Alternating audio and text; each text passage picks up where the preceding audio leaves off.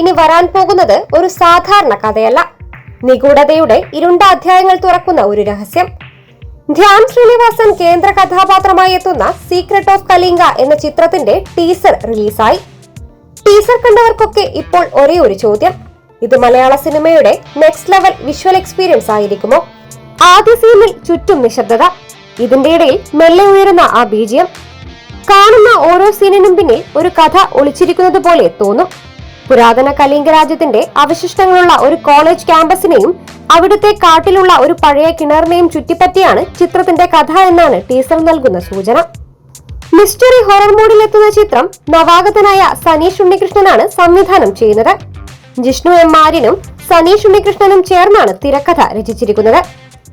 ഐറ ഫിലിംസിന്റെ ബാനറിൽ ബഷീർ വരന്തരപ്പിള്ളിയും സുൽത്താനും ചേർന്നാണ് നിർമ്മാണം. അടുത്ത മാസം സീക്രട്ട് ഓഫ് കലിംഗ റിലീസിനെത്തുമെന്നാണ് അണിയറ പ്രവർത്തകർ വെളിപ്പെടുത്തുന്നത്. അൽതാഫ് സലീം, റിയാസ് ഖാൻ, മാളവിക മേനോൻ, ഉല്ലാസ് പന്തളം, മെറീന മൈക്കിൾ, അൻവർ ഷെരീഫ്, ആദിർ ഷാ, ഗൗരി നന്ദ, ലക്ഷ്മി നന്ദൻ തുടങ്ങിയവരാണ് മറ്റു പ്രധാന കഥാപാത്രങ്ങൾ. ഇരുണ്ട കാട്ടിനുള്ളിൽ ഒളിഞ്ഞിരിക്കുന്ന യാഥാർത്ഥ്യം എന്താണ്? കലിംഗയുടെ കഥ വെറും ചരിത്രമോ അല്ലെങ്കിൽ ഇന്നും ജീവനോടെ തുടരുന്ന ഒരു ഭീകര സത്യമോ?